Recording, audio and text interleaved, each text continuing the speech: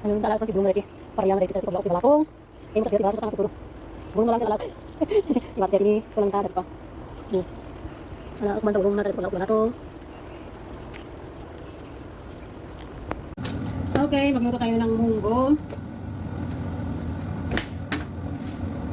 Maglagay muna ng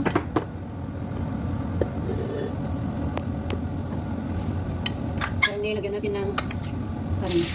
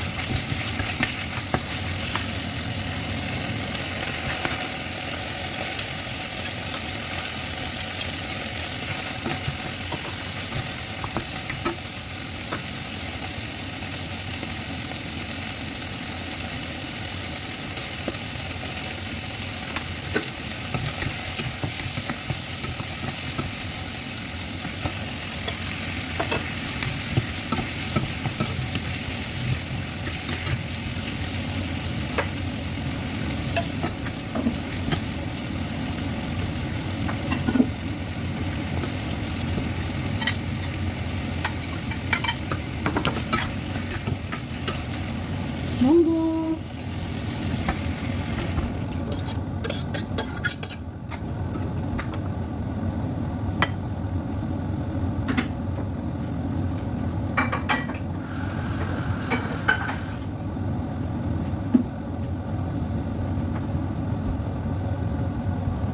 Ayan. Hintayin natin kumulo. Saka natin ilagay yung ampalaya. Wow, kumulo siya. And then, ayan. Lagyan na lang asin. Ay, bubuong nalagay ko. Ito, bubuong nalagay ko. Wala. Para mas malasa.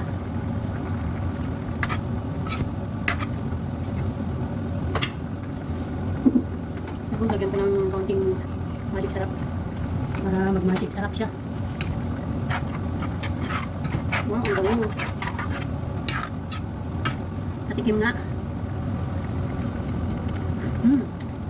Yummy. Medyo kulang yung bagoong niya. Ayan. Ngayon, ito na. Ilagay na natin itong ampalaya na kinuha natin sa garden. Kinuha natin sa nabig bahay. Ayun, yung dahon ng ampalaya. May kunting dahon ng pulitis. Ayun.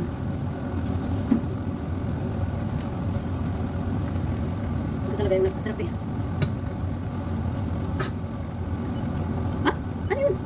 No. Ay.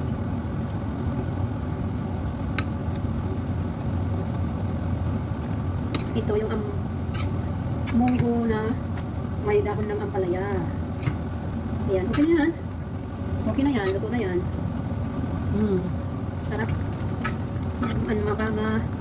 Unli-rice na naman to. Oh my God.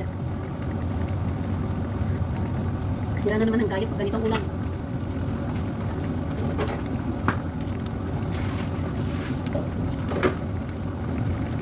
Okay.